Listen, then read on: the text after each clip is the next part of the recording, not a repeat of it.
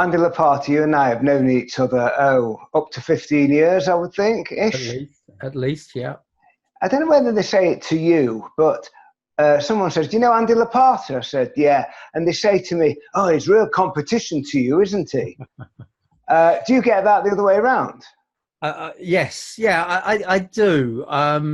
I think that I've been working very hard, as you know, over the last few years, and particularly over the last 6 months or 9 months, to distinguish what I do away from the networking skills arena. So the more that I do that, I think the more people recognize what you and I have been saying to each other for at least 5 years now, which is the while there's a Venn diagram where there's overlap, and we've referred work to each other where we haven't been able to cover a particular client's needs. Generally there's an overlap, but there's a lot that we each do that the other doesn't really focus on. But it doesn't matter, does it? No. We both understand principle one of networking. How can we share? How can we be kind to each other?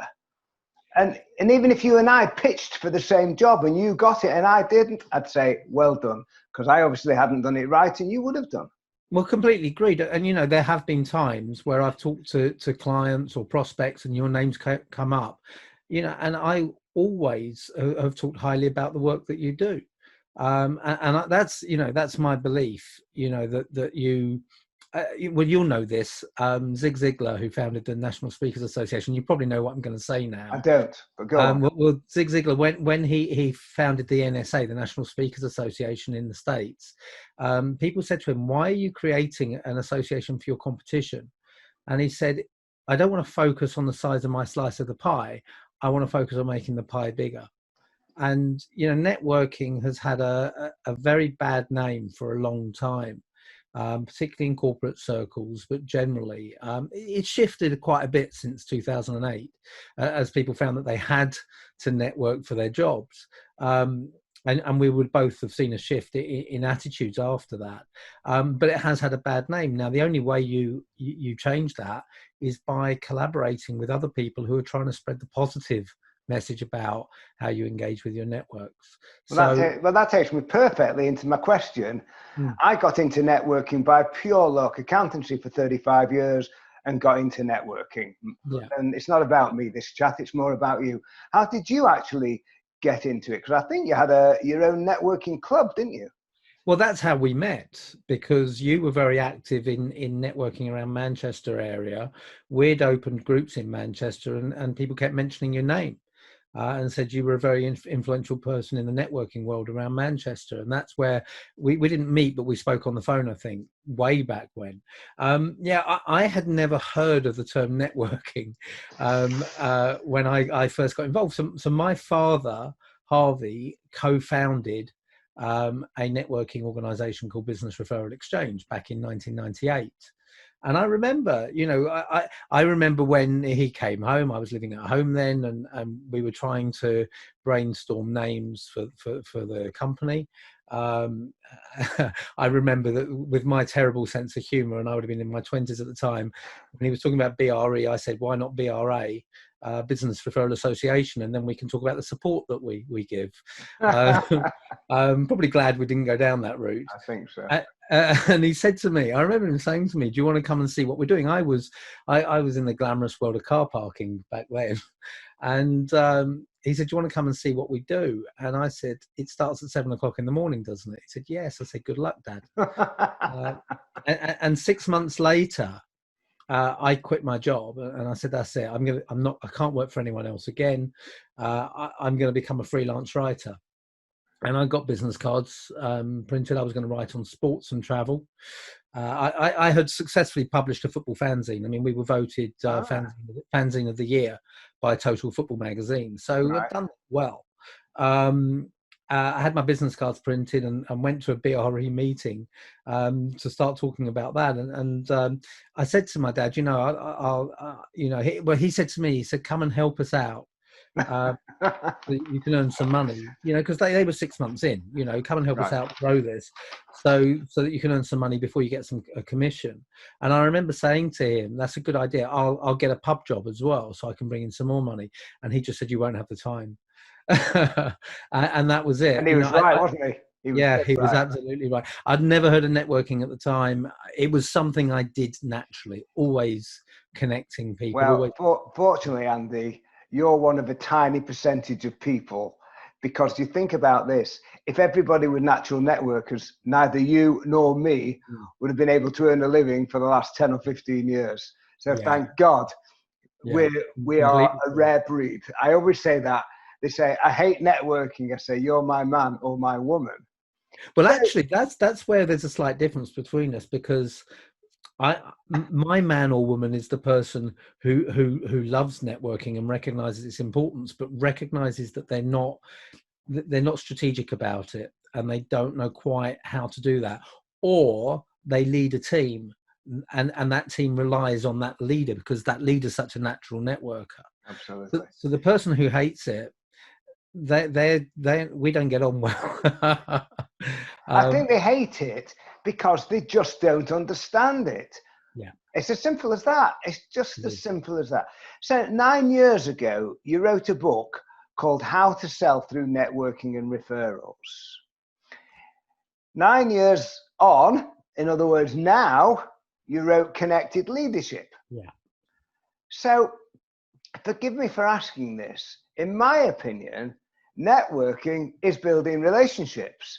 So share with me and our listeners what you think the fundamental differences are between your first book and the book you've just written. Well, actually, recommended, which was How to Sell Through Networking and Referrals, was book number 3. Connected Leadership is 4.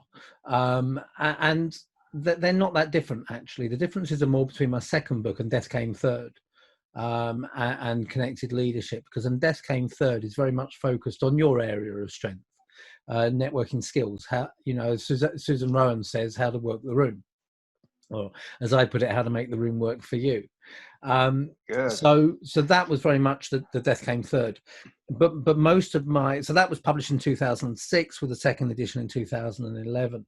That was while that was very much focused on the skills element. By 2011, about 50% of my work was focused on working with sales teams, and how once you've built your network, which networking skills and events and sites are a core tool to help you do. How do you leverage that network to help you, from a sales perspective, get the referrals you need? As I've worked with sales teams over the years, and I've worked with leaders, that's then branched into different areas, like influence, for example, like networking for your career. I do a lot of work with women's networks inside large organizations, and that's very much focused on, well, how can other people help me to achieve my maximum potential, to be as effective as I can in my role, and to get that promotion that I really want. And actually, the principles from Recommended apply as much to networking for a job, which is a referral process as well, as 100%. networking for a client, for a salesperson or a small business owner. Let me just, all right, let's stay on business owners. Yeah. Let me pick that up as a link. My perception is, I didn't read your first book, but or maybe I did. It was 9 years ago. You probably sent it to me like you kindly sent me this one. My perception is that the first book was aimed at the business owner, the SMEs, if we like to call them that. Whereas this book is aimed more at the bigger business, the corporates, the leaders, the real leaders. So how do you see approach to networking different between people, we'll call it in the bigger company and the corporate, as opposed to the smaller SME people? Yeah, I would say Death Came Third is mainly targeted at micro business people who are going to a lot of events, and people in corporates who are perhaps further down the ladder, who have to do that for their role. And yet most of my work has been with corporates, and also with leaders of larger SMEs. So they might have an 8-figure plus turnover. May have 50, 100, 250 staff. So that's really where Connected Leadership is focused. The differences aren't huge. there's the same need to think strategically about how you approach professional relationships. So I use the phrase professional relationships a lot more than I do networking these days. For me, networking is a tool within that professional relationship strategy. There is some overlap between the two, but in terms of how people perceive networking, that's a better fit. So when I'm talking to people in leadership roles, they're focusing as much on their relationships internally as they are externally. They're focusing on relationships for a range of reasons, for influence, for sources of information and insight, for having people who will bend over backwards to support them and help them and get behind their projects, as well as for the introductions and the referrals and so forth. It's never been about direct sales for me either way, as I know it's not for you. It's about relationship building at all the levels. But I think it's more nuanced when you get into a leadership role. It also comes down to looking at, what are your relationships like with your team? What are your relationships like with other leaders in your organization and other parts of your organization? And we get into personal brand management and reputation and areas like that. So I would say it's a richer seam. I've got to thank you at this point, because I've always been quoting something about people in bigger companies that you're focused on. Yeah. And I've always said that the people who do best in the bigger companies are those who are most visible. And and in your book, you've actually given the author of those statistics, I don't know whether you can remember his name. Harvey Coleman. Thank you, Mr. Coleman. And I used to tell my kids that, look, if you're working in the bigger company, don't just sit in the office, go and talk to people. And it works, doesn't it? And that's your big thrust, I think, within your latest book. Be visible. It's a lot of it. I mean, the Harvey Coleman statistics that you're referring to are known as PI. And it was some research that Coleman did where he looked at the factors behind promotion. And he looked at 3 factors, and they were performance, which is the one we all assume guides promotion, image, and exposure. And the interesting thing is that performance accounted for 10% of getting a promotion. Now, that's not to say that if you do a bad job, it doesn't matter. That will then really, really resonate. But if you do a good job, it's not enough alone to just do a good job. Image, what people know of what you do, what people know you're good at, it was 30%, and exposure, who knows, is 60%. And when you look at that in practical terms, it makes sense. You could be the most productive person in the organization and the most innovative person in the organization, but if the right people don't know about that, or they think of you for something else, then you're not going to get the role. For me, I've been working hard, as I said earlier, to reposition what I do so people understand that my focus is on professional relationships rather than networking skills. I might be fantastic, I hope I am, at what I do around professional relationships, but if people only know me for networking skills, I'm not going to get booked for the professional relationships work. Absolutely. So that's where PI sort of plays out in a practical sense. So exposure is absolutely key. And what I look at is the 3 stages that you need to think about when building a professional relationship strategy, which is building the right relationships, then nurturing those relationships so that you're not just focused on numbers, but the depth of the relationship, which I've always talked about, and then leveraging those professional relationships. Are you allowing people to help you? Are you equipping people to help you? And exposure is a key part of that. Visibility is a key part of that. I'm going to give you my quote. I created this 15 years ago. You can use it as often as you want. And it's particularly for the smaller business. And I say the following: strategy for survival is visibility. And that's what it is. I say to anyone who says, I'm setting up in business, I say, are you a good graphic designer? Or are you a good gardener? Whatever it is. And they say, great. I say, well, I've got bad news for you. The hardest thing in business is finding paying customers. So what are you doing to, excuse the word, expose yourself to find new customers? So the the links, there's so many links here between the great big corporates and the smaller business. Let's come, I think we're nearly coming up to time, but I'm going to ask you one final major question. So, of course, for 3 months, we've been in lockdown. Physically, we haven't been able to go networking, working the room.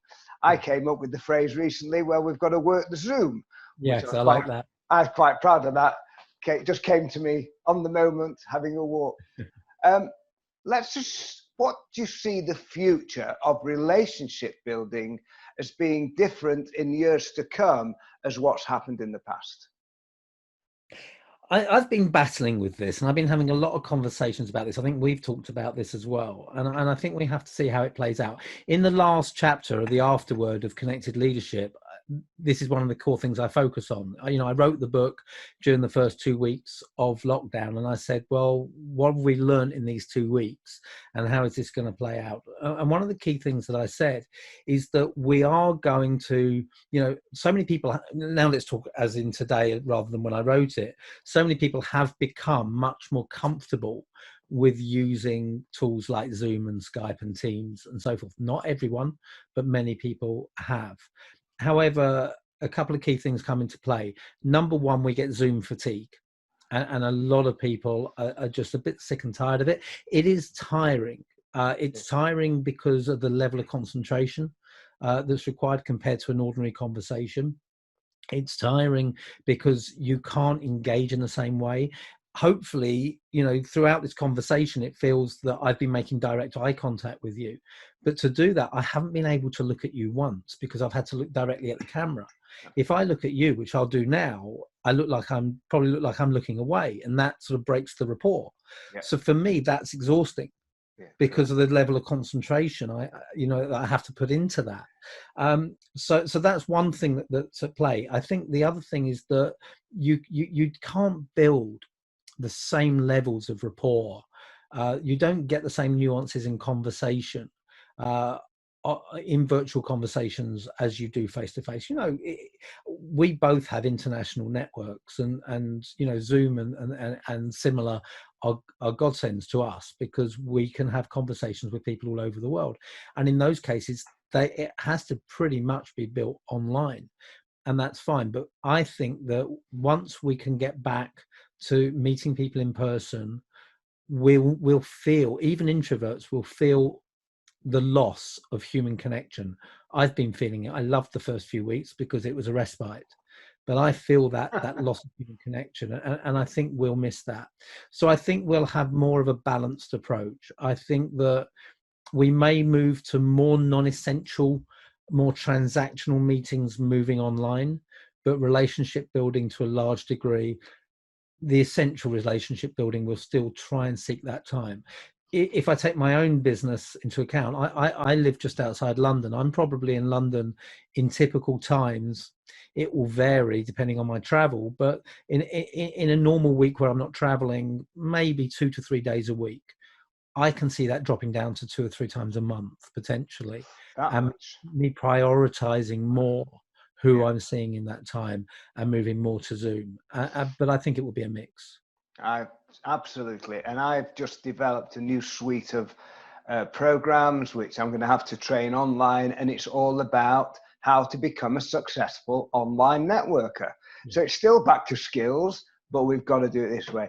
Andy, you and I can talk forever. I'm going to say one thing to you apart from thank you. And that is, I believe that everything you and I think about relationship building and networking is paralleled all the way. Would you accept that? Completely. I don't think I've ever, and I've seen you speak several times and sat in on your workshops. I don't think I've ever heard you say something that I wouldn't completely agree with. No, and vice versa. That's great. I've loved it. Thank you for coming. Cool. Enjoy the day.